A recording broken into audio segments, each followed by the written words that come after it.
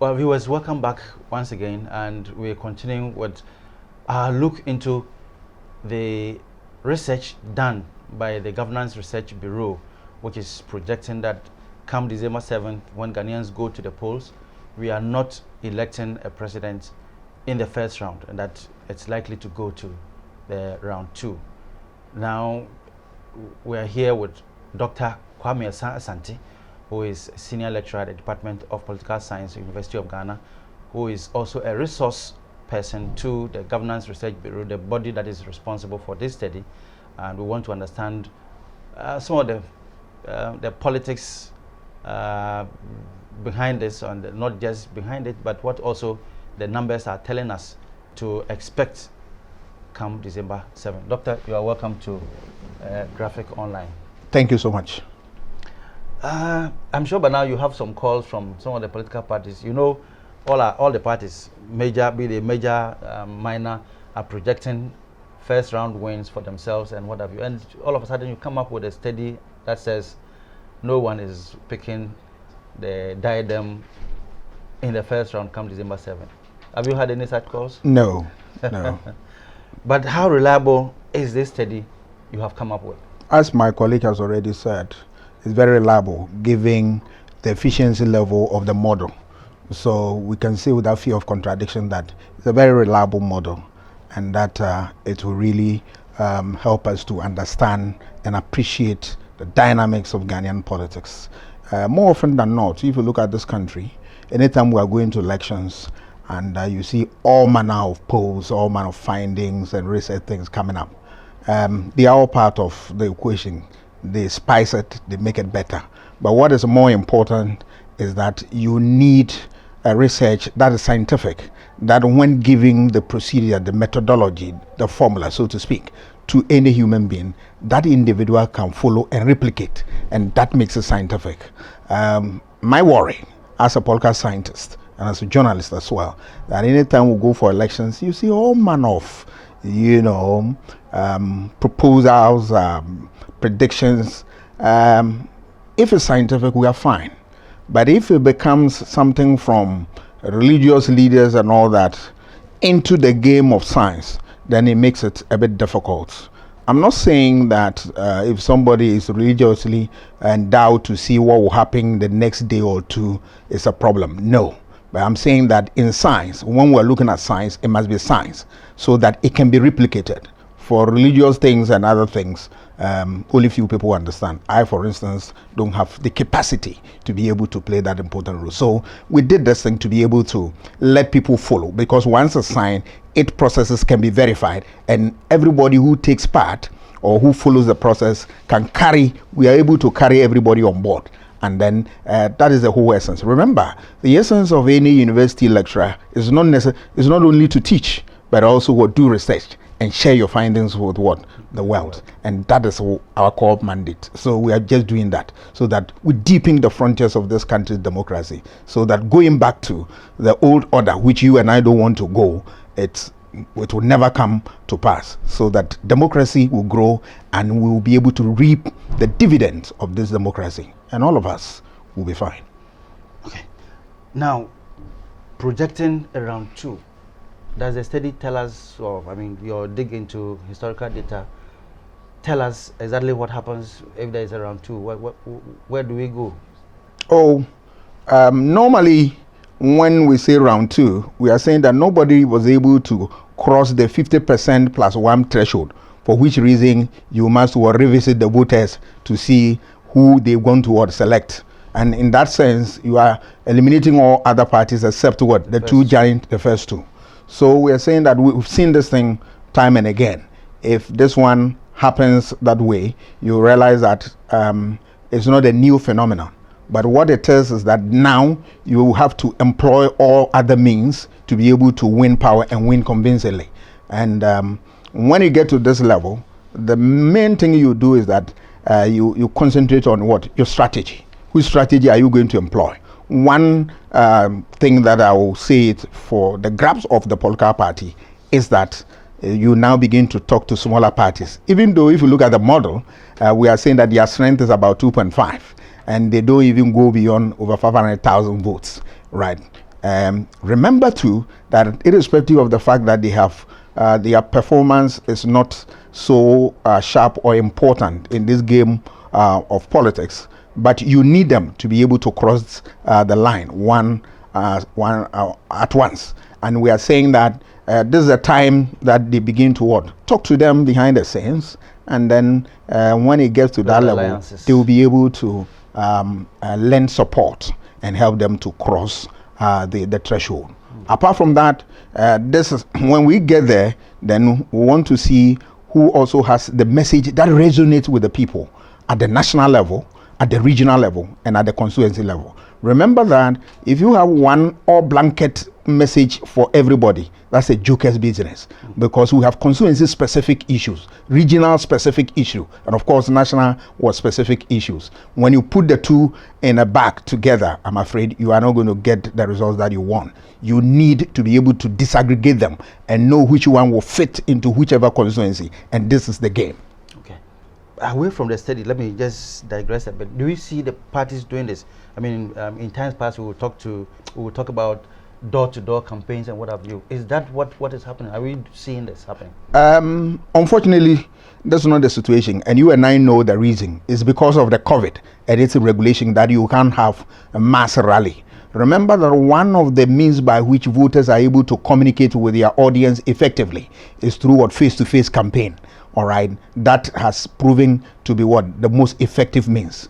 But because of COVID, the parties have also done well with certain innovative means of campaigning, i.e., you can talk about issue of what? Using the traditional media, such as radio, television, newspaper. Research has shown that radio is the best medium that people listen to when we are talking about political messaging, followed by what? Television and that of newspaper. In recent time, we have other channels, such as what? WhatsApp. WhatsApp is the most effective one, followed by Facebook, Instagram, Imo, and what have you. The political parties have depended on these things, and they are, getting their message across to the electorate is very fine. We have seen innovative means where they are even using what? Non-verbal communication, such as what? Gestures. For more, number one, and all that. Just the use of fingers to demonstrate communicate the message in such a manner that the ordinary man will be able to understand. The parties are doing that, and I applaud them for that.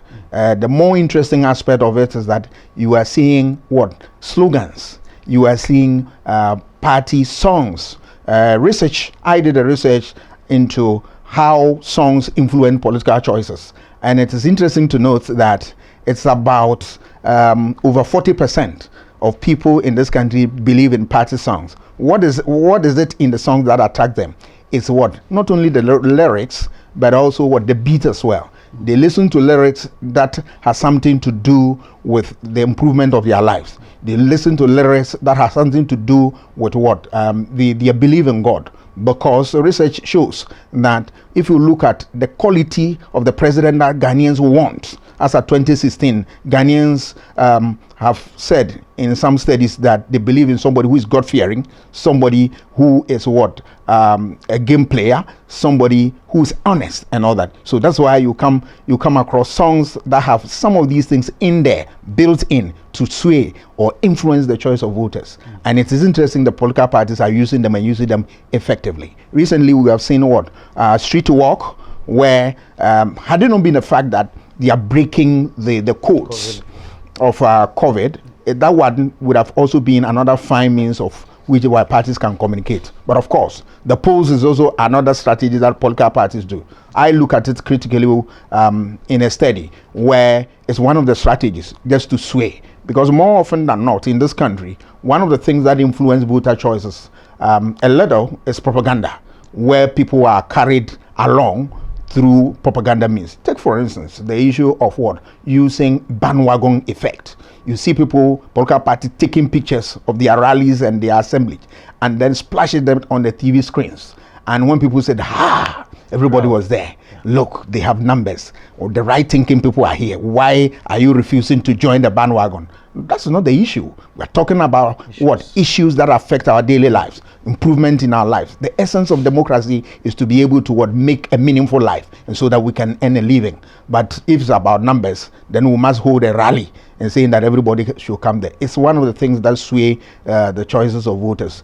And you see other ones such as what? Caste taking, where they hold some message to themselves and then glorify themselves that, oh, he's honest, he's non-correctable, he's this and that. Show by example, by deeds, by your records. Then we believe in that. And I always want to guide voters that some of these things are there to sway you, not necessarily to provide for your needs. But I'm happy that we are seeing others, and I'm so happy that this time around you've seen issue of hate speech, divisive language coming down. It is good because research has shown that one of the cards that political parties play is that they play the ethnic card, all right, divide people and all that. If you look at the history of Ghana, we are just one people, except that we are residing in different geographical areas of this country. One people. If you study history, the peopling of Ghana, and realize that we are nothing but what? One people. So I believe that politics that we want to build this country, there is no point that we divide ourselves, that we destroy this society, and so forth and so on. It's my hope and prayer that this election will be smooth, which I am certainly sure that it will be smooth, so that all the rough edges of this country will be straightened, and at the end of the day, democracy will be victorious, and we will have the benefits of such a political system. Okay. Now, not too long ago, you were talking about we doing things scientifically. I mean, if you want to predict, and let the prophets and prophetesses do their bit, but if you want measurable responses, we want to look at the science of things. Vigilantism has been with us. That name, that word, it doesn't look like it's going away anytime soon, if I may put it that way. You think we have done enough? You are wishing for peace and the reality on the ground. Over the weekend, the clashes in the north. Ghana, Ododudu recently is also an example. You think we have done enough, and we can point to we, the people, wishing that we have peace? On the part of the political office holders, I'm talking about this government, has gone to parliament with a bill. It has turned into a law that criminalizes the groups such as vigilantes and whatnot. This is the best the government can do. But we also owe it a duty to ourselves and our society that there is no point using other illegal paramilitary structures that the state doesn't approve of. All right, we have established coercive apparatus of this country. Why can't we use them when we have difficulty? But I can sometimes this problem is born out of the issue that when we have political crimes, the police and then the security agents are incapacitated and you're not able to handle them because you touch anybody and then a voice will come to you that release that boy before you get trouble and all that. And you pick on somebody from the other political opponents, and they're saying that because we are in opposition, you are witch hunting us and all that. These things make the work of the security very difficult. But I always say that if we believe in this country and we want to gain from the democratic process that we have, it is time that we throw out all these illegal structures and rely on the institutions that the state provide so that they can give us comfort, they can give us stability. I think that's the way to go. Any other thing is an aberration, it's a misnomer. It must be thrown into the lake of fire. Okay. Now you look at the trends. I mean, over the years, our elections we've been recording declining turnout. I don't know if we are losing the enthusiasm, whether we are getting tired of elections or what it is. What is likely to play out on December 7th? I don't know if your study looked at turnout and what the picture looks like on December 7th. We did not look at that in this study, but we have done some studies in this area. We've looked at a few areas in terms of voter turnout. If you look at voter region, for instance, last election, there were a lot of voter apathy and other places of this country. All right. There are good reasons why people don't show up. One of it is that when they realize that democracy doesn't provide the fruits that they are looking forward to, then of course they don't want to waste their time doing a business that they will not benefit. Remember, people vote based on the fact that there is what we call the rational choice perspective. I vote because of the benefit that I would derive from that exercise. So if I don't get anything, why do I waste my time? That is one factor. There is also the issue of protest, and that is why you see in what rejected ballots. Right, there are genuine errors that people commit when they are doing their thumb printing and all that. Especially our rural folks, some of the people who don't have what it takes to be able to read and write properly and then do these things correctly. That is aside. But what we are saying is that sometimes some of the problem is also born out of protest, that there are people who believe that the dominant political parties are not providing the public good, for which reason they don't want to give their votes to. All right, so all that they do is that they want to what? Protest. And unfortunately for us, we don't have a protest ballot. If you go to other democracies, advanced democracy, there is a protest ballot. If the real ballot is white, the protest ballot is maybe green. Somebody goes there and says, look, I need a protest ballot. I want to protest. So he votes. It is about time that we move into that direction and see those who are genuinely protesting against the system, so that we can find a way of bringing them or getting them excited about the democratic process. Take it or leave it. Democracy has come to stay, and we need to do everything to consolidate it, to maintain it, so that people don't go back to the old order that you and I would prescribe before the advent of democracy in 1992. If we are able to do that, then we are saying that we are consolidating, we are firming democracy, and we are making it better to last and last for a very long time. Okay. Now, the very study we are talking about, the instant study, gives beyond the NPP, NDC, all the other political parties about 2.54% of the votes. What can they do with it? Yes, that is a picture. It is unfortunate, but that is the situation on the ground. Me as a political scientist, I know what it means. It tells you straight away that there are two, what we call a two-party system. What is a two-party system? A two-party system is a system where there are a number of parties in the state, but only two have the political wherewithal to win power and form government.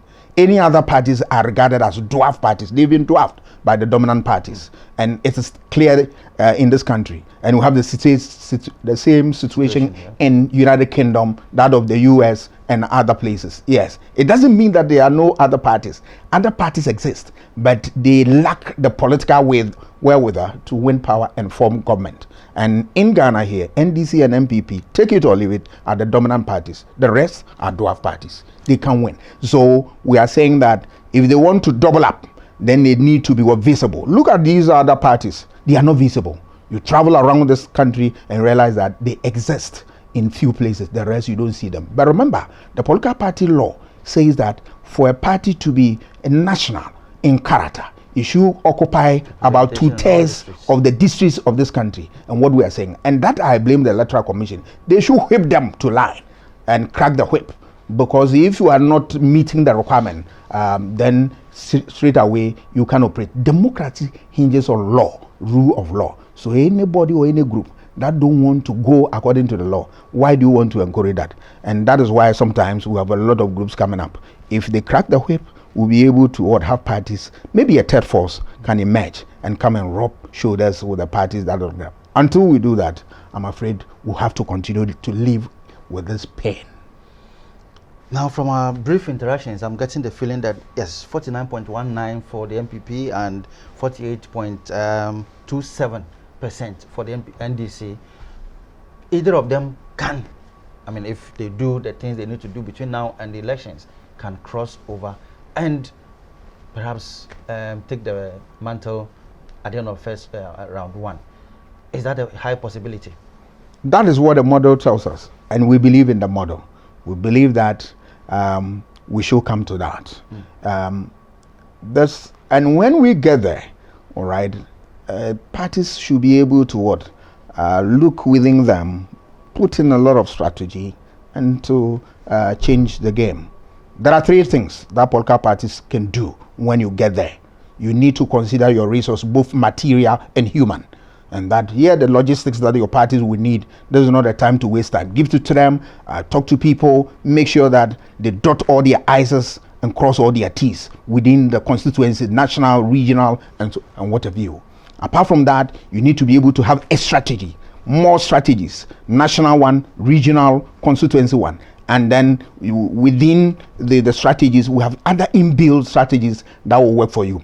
Remember, strategies are not discussed in public. So I know they have, but it will not come out. But we are saying that they should deepen them so that the message will go down to the ordinary man. And then we need to have what?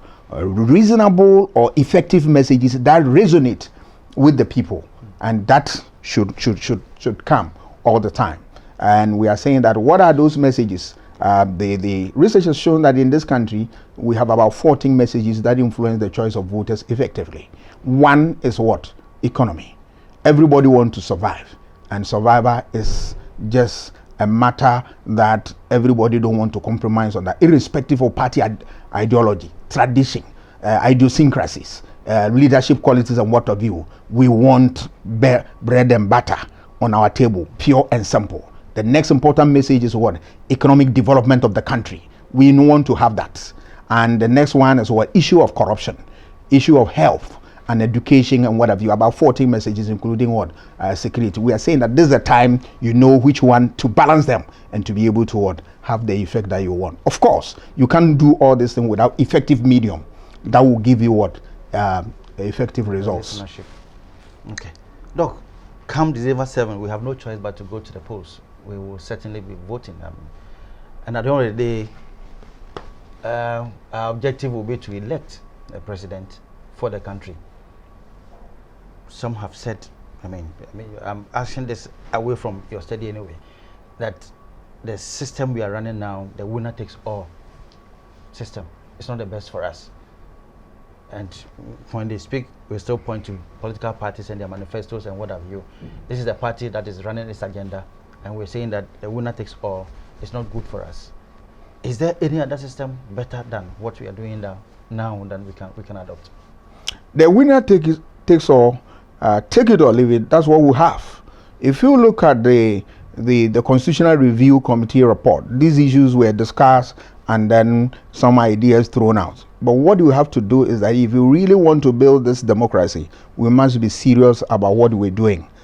First of all, we must want to depend on what? Meritocracy, a system of merit. You don't just appoint somebody because he's a party apparatchik or he's a friend or a colleague or a crony. No, you appoint that person because the person is qualified and can deliver what? The public goods. Pure and simple. That's what we need. Not only that, we need institutions that can stand the test of time. Reasonable, strong institution. Remember, for consolidation of democracy, institutions are very necessary. Institutions that are strong, devoid of corruption and what have you, and manipulations. All right. Not only that, we need a system where the political socialization don't begin in schools. It begin at home, and then we train children through homes and get to school through an important curriculum that is designed to shape the thinking and ideas of children, so that by the time they get to tertiary or whatever level, they are already a good material for society. This is the way to go, in addition to other things that I've already said. When we are able to do that, I'm sure we'll be home and dry. Are you able to do this? You're looking at, if you want to apply meritocracy, you are, at the moment, you can only appeal to the conscience of those who lead us, because there is nothing that binds them from appointing people who know, and we all know they can do the job, apart from they looking within the parties and picking people they like. If you want to leave a legacy, and politics about records, you need to be able to get those people who can deliver the goods. It doesn't matter. You can even work with the devil, provided you can produce the results. Why not? You can do that and get all hands on deck. Remember, you are dealing with the people of this country. All right. But sometimes political parties make a lot of promises and they don't fulfill them. Oh, my government will not be full of friends and family and whatnot. All right. There's nothing wrong you appointing your relatives and friends and all that in, but in moderation. Because Aristotle gives us what? A clue to that. Is that when you look at the government, is that the best government just asks two questions: who rules and in whose interest? If you are ruling, it must be in the interest of everybody. But if it's the interest of your family, it becomes nepotism. If it is the interest of your friends, cronyism. If the interest of what? Your party, it is called what? There's a name for it. It has just escaped me. And then these three fall under one umbrella called what? Favoritism. And favoritism is an enemy of what? Meritocracy. All that we are saying that we need to be able to appoint people. And when we appoint them, it doesn't matter whether our family people are in there. But Aristotle guys says that in moderation, so that the ordinary man would not feel that he's being, shortchanged, and then he is not part of the game, and that the state resources, you are depriving that person from that.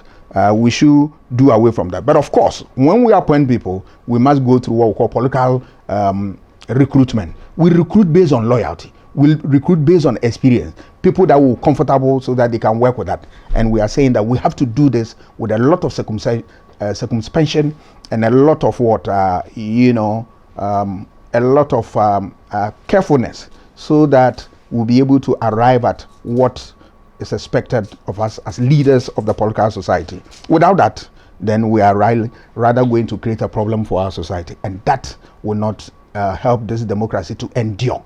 Okay. Perhaps the final one, so we can return to the subject we are dealing with, the Governance Research Bureau.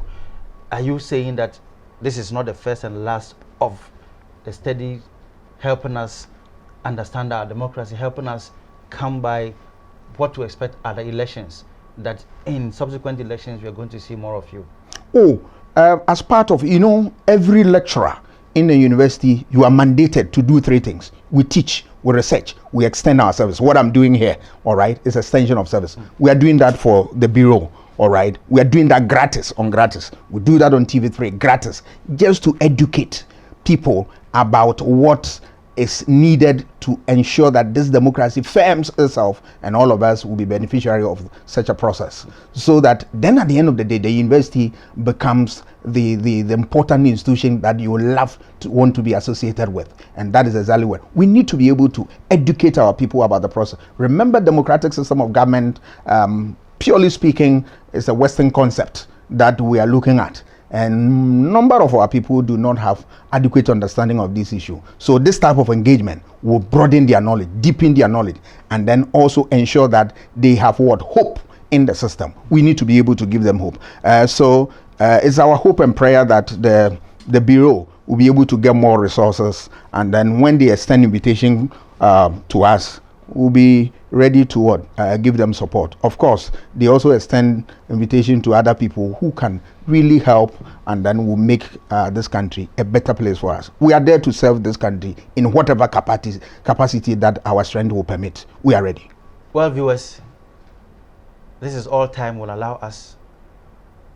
We have been looking at the report by the Governance Research Bureau, which is telling us that come December 7, when Ghanaians go to the polls, we are likely not to elect the president at the first time, and that we may have to go a second round. Of course, we have been doing these discussions with Dr. Kwame Asah-Asante, who is right here with us, and his colleague, Dr. Ezekiel Norte, both resource persons for the Governance Research Bureau, the body that is responsible for this study. We will come back again, certainly to revisit this report before we go to the polls on December 7th, and we will be coming back with the final details of the numbers that this study projects for us, so we understand exactly what is going to happen and what the political parties themselves are doing to help themselves. Thank you for watching, and God be with us all.